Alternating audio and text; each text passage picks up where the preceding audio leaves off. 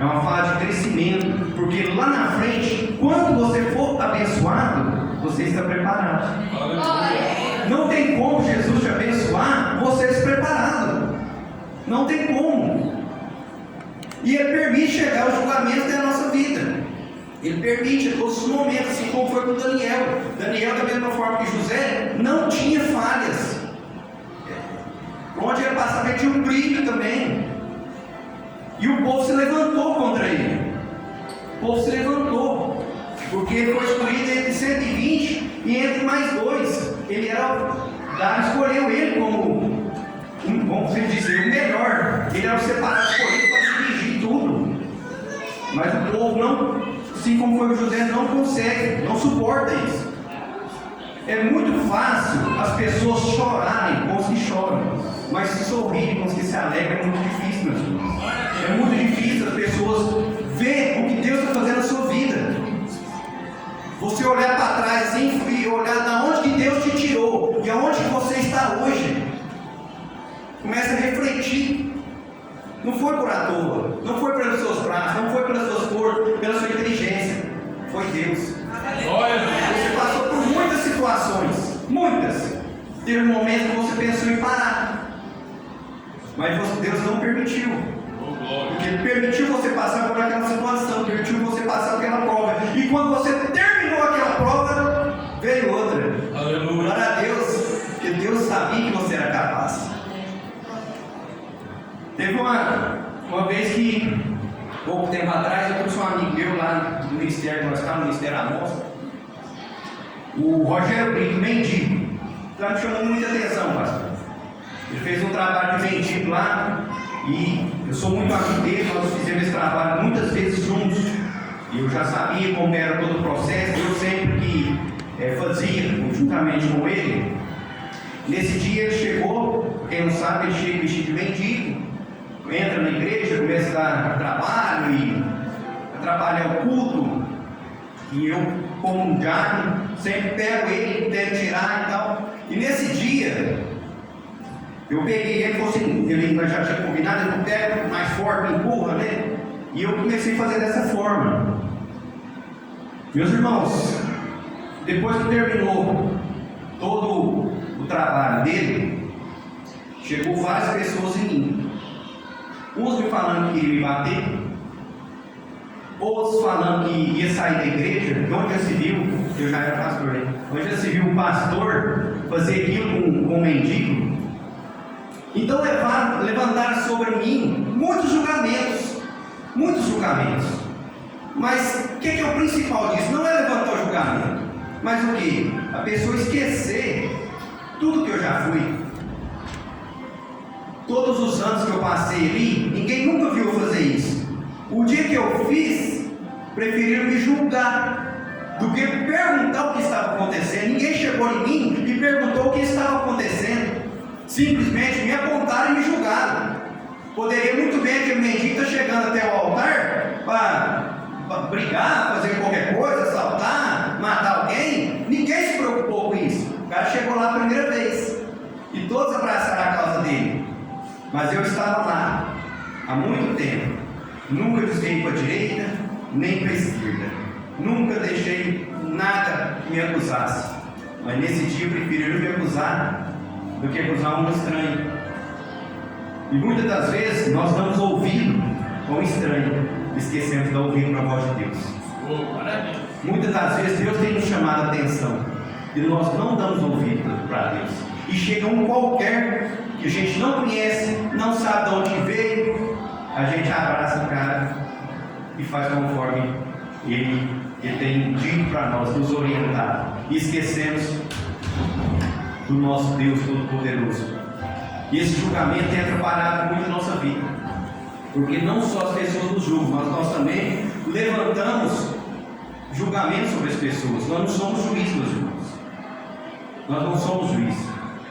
O único juiz todo-poderoso é o nosso Deus. É Ele que tem o poder de julgar. É Ele que tem o poder de julgar. Porque nós, assim como falou a Bíblia aqui, com a mesma medida que nós julgarmos, nós também será julgado. Da mesma forma que você apontar a pessoa, você também será apontado. Que momento você se classifica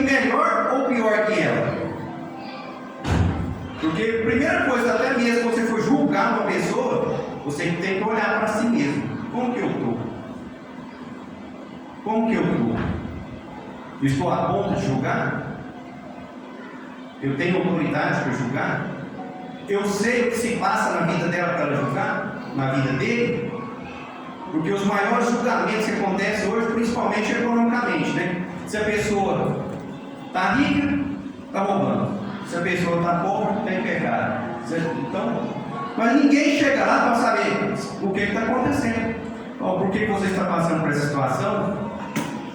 O que acontece para você chegar nessa situação? Ninguém procura saber, mas julga com antecedência. Mateus 7,1. Esse versículo tem que ficar gravado, meus irmãos. Gravado no nosso coração. Tem que fazer a diferença na nossa vida. Por onde a gente for, esse versículo tem que chegar primeiro. Tem que chegar primeiro. Glória a Deus. Glória a Deus. 2 Reis 4:1. Agora nós começamos a mensagem. Glória a Deus. Glória a Deus. Aleluia.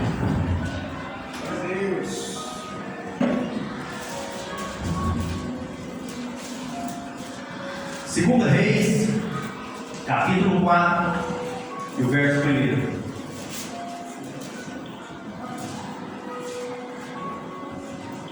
Glória a Deus. Todos encontraram? Aleluia. Deus. Aleluia. Dá glória aí, meus irmãos. Glória a Deus. Aleluia. E uma mulher das mulheres dos filhos dos profetas clamou a Eliseu dizendo: meu marido, teu servo, morreu, e tu sabes o que o teu servo temia o Senhor. E veio o credor a levar-me os meus filhos, os meus 2 filhos, para serem escravos. E Eliseu lhe disse: que te hei de fazer? Declara-me o que tens em casa. E ela disse: tua serva não tem nada, senão uma botija de azeite. Então disse ele: vai, pede para ti vasos emprestados a todos os seus vizinhos, vasos vazios, não poucos. Então entra e fecha a porta sobre ti e sobre os seus filhos, e deita o azeite em todos aqueles vasos, e põe à parte o que estiver cheio. Partiu, pois, dele e fechou a porta sobre si e sobre seus filhos, e eles lhes traziam os vasos, e elas os enchiam.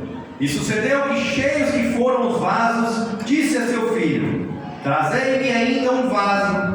Porém ele lhe disse: não há mais vaso nenhum.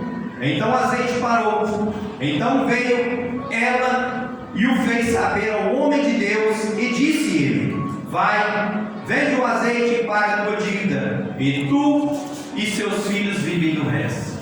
Glória a Deus. Meus irmãos, nós vemos aqui uma história de uma mulher que estava a ponto de perder os seus filhos por causa de uma dívida. Olha a situação que essa mulher estava. Ela já vinha de um luto do seu marido. Ela já estava sofrendo com esse luto. Após esse luto, ela olha na sua despensa, não tem nada para ela comer. E chegam os credores para levar os seus filhos, que era o seu bem maior naquele momento. Porque eu penso que ela já tinha, naquela época não tinha muitos móveis, mas ela já tinha vendido tudo que tinha, os odres que ela tinha, as gamelas, tudo que restava naquela casa. Eu penso que ela já tinha vendido para tentar salvar a vida dos seus filhos. Mas chegou um momento que ela não tinha mais recurso. Chegou um momento que ela já estava também sem alimento para os seus filhos. E chegam os credores para levar seus filhos. E os credores chegam até a sua casa e dão um prazo para ela. Assim, ou você me paga, ou eu levarei seus filhos. Naquela época era de lei. Quem tivesse uma dívida e não ressarcir-se essa dívida, perderia os filhos. Os filhos seriam levados como escravos. No caso era o marido. Como ela já tinha perdido o marido, levaria os filhos. E essa mulher, com toda fé e autoridade divina que ela tinha naquele momento, ela foi procurar um servo de Deus. E ela não chegou naquele servo de qualquer maneira. Ela chegou com autoridade. Eu penso que ela chegou, quase que colocou o dedo, falou assim: é tua serva. Chegou tu sabes que o teu servo temia o Senhor. O meu marido, o teu servo, morreu. Chegou e falou assim: agora o senhor tem que me ajudar. Eu preciso do Senhor. O senhor sabe que meu marido era temente ao Senhor, ele servia. Agora vem lá os credores a pegar os meus filhos. Eliseu, você precisa me ajudar. Eu penso que ela foi naquela empolgação assim de. O Eliseu naquele momento tirou o dinheiro do bolso e dá para ela, falando: paga a sua dívida, né? E ela foi dessa maneira, não era com que intuito que ela foi lá. Aí Eliseu olha para ela e fala assim: o que tem em casa? Eu penso que ela deve ter olhado para ele e falado: esse cara está de brincadeira comigo. Meus filhos estão a ponto de ser levado, que eu estou vindo aqui porque eu não tenho como pagar. Ele pergunta o que eu tenho em casa. E a primeira resposta dela foi momentânea: não tenho nada. Não tenho nada. E esse negócio de não tenho nada, então, que a Bíblia mesmo relata, né? Não diga que não tem nada, né? Senão até o que tem será tirado. Mas naquele momento ela, opa, a não ser uma botija de azeite. O que o azeite representa? Glória a Deus. A presença de Deus, meus irmãos. Aleluia. Talvez isso acontece muito na nossa vida. Talvez nós não temos nada economicamente, não temos nada fisicamente, nossa saúde está debilitada, mas nós temos uma botija de azeite. Nós temos a presença de Deus na nossa vida, mas nós deixamos a presença de Deus para últimos planos. Estava lá a presença de Deus dentro da casa dela, mas ela não tem nada. E Eliseu fala para ela: vá e peça vaso emprestado. Aí ela fala: aí não tem base. Primeiro eu chego querendo dinheiro para pagar minha conta. Ela pergunta o que eu tenho que fazer. Eu não tenho nada. Eu só tenho um pouco de azeite. O cara fala para me pedir vaso emprestado. Meu Deus. A fé dela, eu acho que tinha que transbordar sobre ela assim, para ela falar assim: não, eu vou então, né? Aí agora, mais um ponto de interrogação. Como que uma mulher que perdeu o marido, uma mulher estava endividada, ponto dos seus filhos ser levados como escravo, como que alguém emprestaria um vaso para ela? Aposto.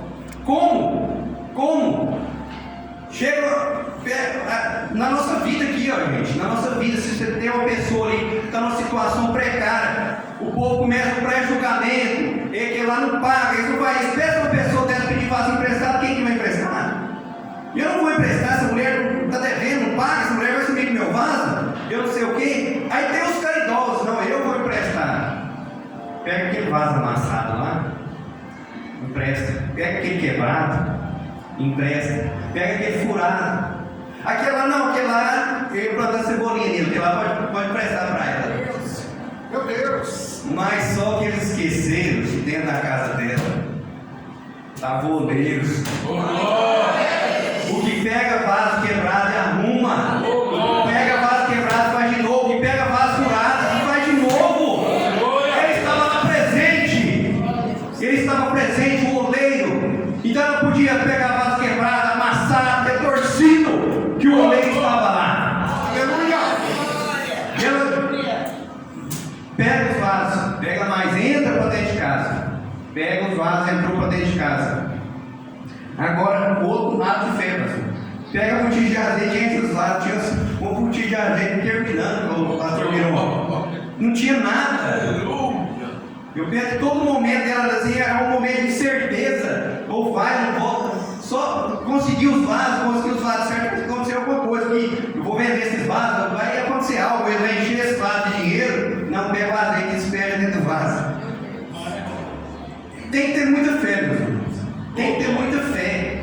Mas assim ela fez, porque o oleiro já tinha consertado todos aqueles vasos. Começou a despejar o azeite. E os vasos foram transbordando. E os vasos foram enchendo.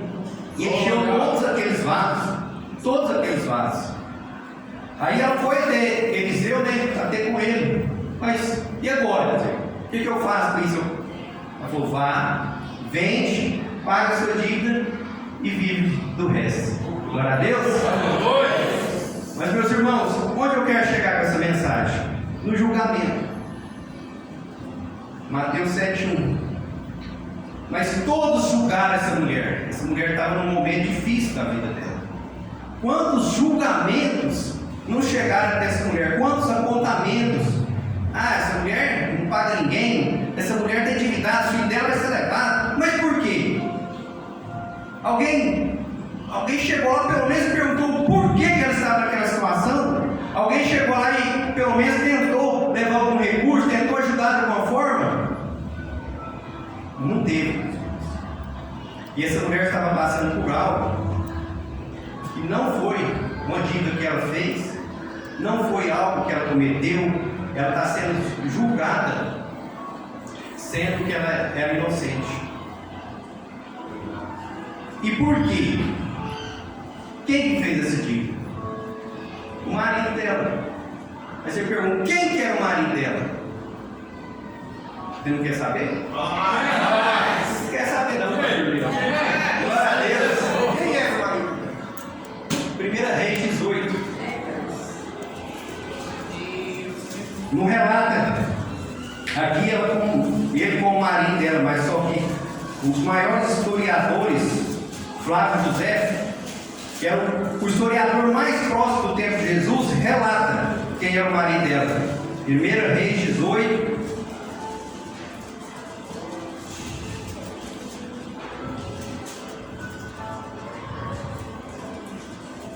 Vai dando glória aí, meus irmãos. Glória a Deus. Aleluia. 1 Reis 18, verso 3 a seguir.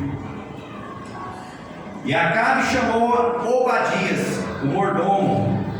Obadias temia muito ao Senhor, Glória a Deus. porque sucedeu que, destruindo Jezabel os profetas do Senhor, Obadias tomou 100 profetas e de 50 em 50 escondeu numa cova e o sustentou com pão e água. Glória a Deus. Os irmãos, Flávio José menciona que Obadias era o esposo dessa mulher.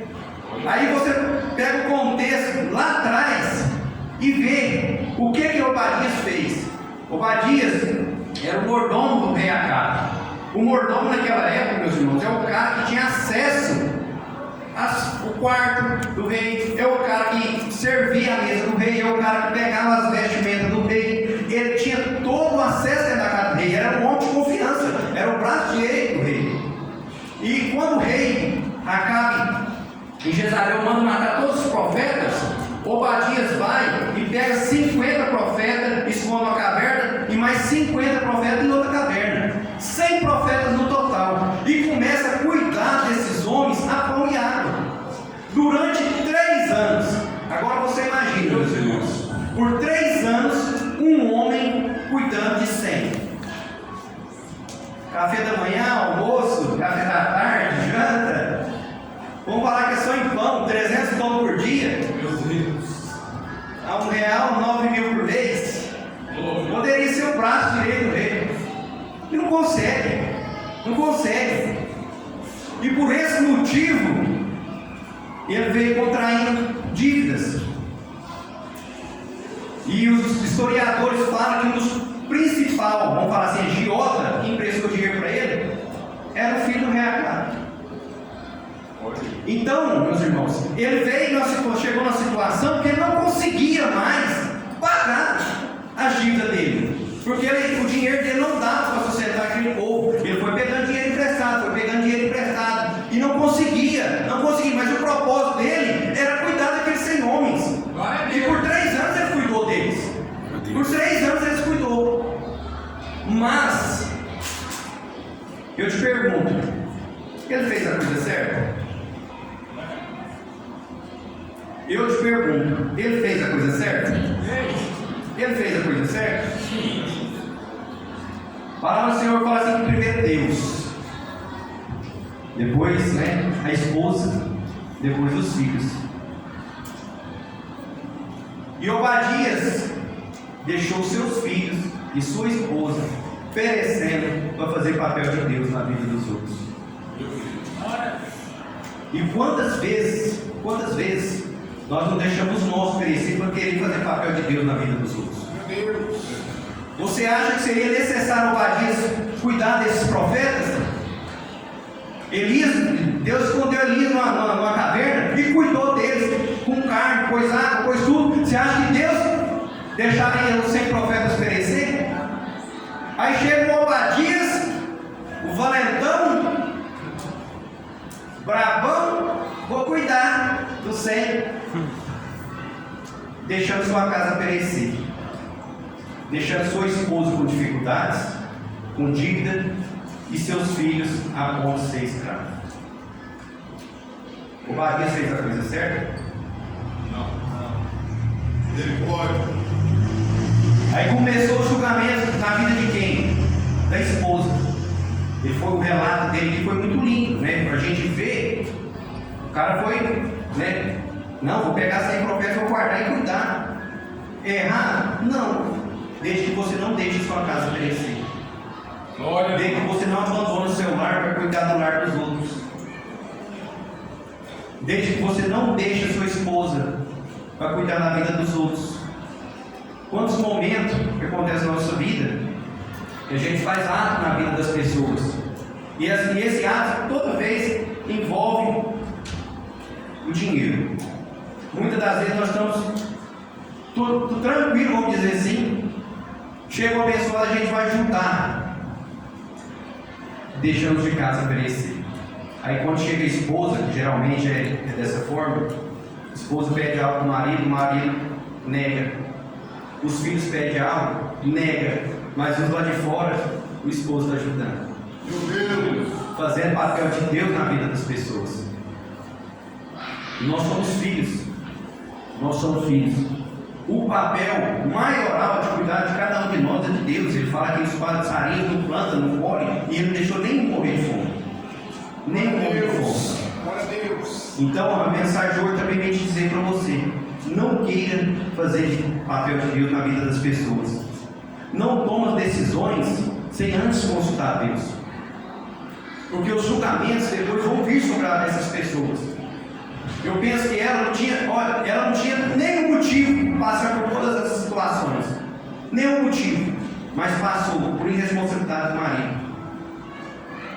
A gente queria fazer papel de Deus na vida das pessoas. Então essa mensagem de hoje, meus irmãos, ela vem falar 3 coisas para nós. Número 1, não julgueis para não ser julgado.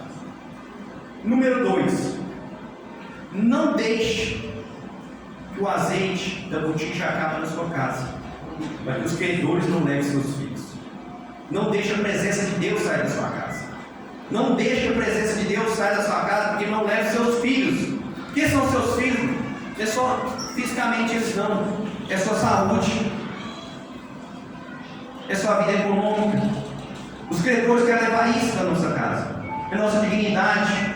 É querer implantar toda essa ideologia dentro da nossa casa. Então a presença de Deus não pode sair da nossa casa. Nós estamos vivendo hoje, estamos vendo. Nós achávamos que isso não chegaria nesse tempo, está chegando. Então o mínimo que podemos fazer, não deixar o azeite acabar de dentro da nossa casa. Glória a Deus. Não deixe a presença de Deus sair de dentro. Glória. Cria os nossos filhos no caminho do Senhor. Cria. Lá na frente ele não vai desviar deles.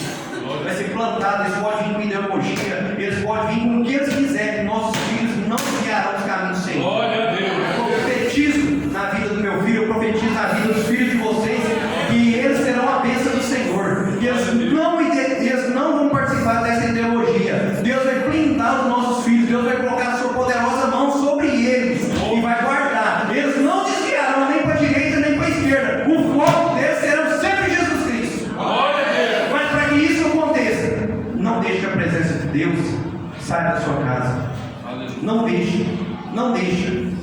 Em terceiro, não queira